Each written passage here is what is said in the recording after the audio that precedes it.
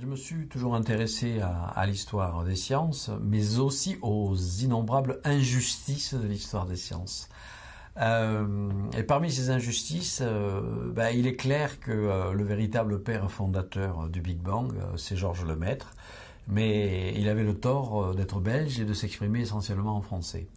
Si bien que l'histoire des sciences qui a suivi, qui a essentiellement été faite par des anglo-saxons, ont eu tendance à négliger l'apport absolument fondamental de Georges Lemaître. Donc je me suis attaché à remonter à la source, voir tous les articles publiés, les articles significatifs qui marquent les débuts de la cosmologie dite relativiste, c'est-à-dire fondée sur la théorie d'Einstein.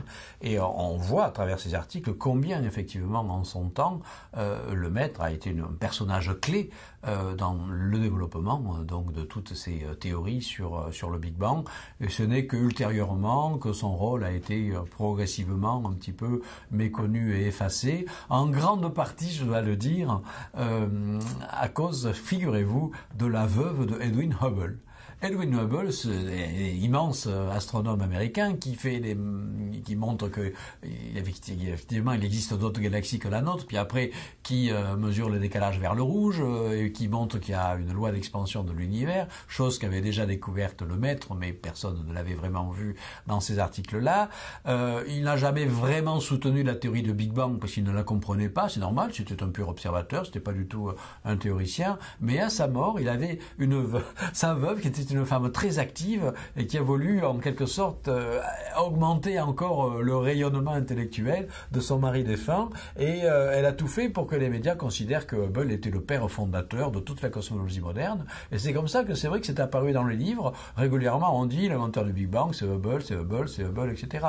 En fait les inventeurs du Big Bang c'est Georges Lemaître d'une part, et puis également un autre qui n'est pas très connu non plus, qui était un russe qui s'appelle Alexander Friedman, et ce sont vraiment bien avant Hubble deux théoriciens, mais Lemaître en plus d'être théoricien était également au courant des observations des astronomes américains, donc il était capable de faire le lien entre les théories et les observations, qui ont vraiment posé les bases de toute la cosmologie relativiste moderne, contre même l'avis d'Einstein, puisque Einstein, pendant longtemps, a résisté à cette idée de Big Bang, de l'univers en expansion, etc., etc.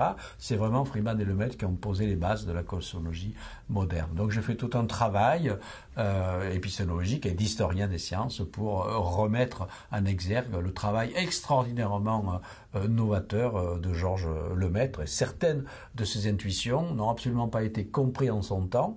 Par exemple, aujourd'hui, quand on parle de la célèbre énergie noire, énergie sombre, on dit qu'elle a été découverte en 1998 par des astronomes américains qui ont fait les mesures. En fait, cette énergie noire avait déjà été anticipée 50 ans plus tôt dans un article de Lemaître où il disait qu'il devait y avoir dans l'univers une forme d'énergie venant probablement du vide quantique qui devait accélérer l'expansion de l'univers. Donc tout ça, c'était effectivement une prédiction qui s'est avérée formidablement modifiée par la suite. Mais quand on a découvert l'énergie noire, on a totalement oublié de mentionner, une fois de plus, Georges Lemaître comme à l'origine de cette idée.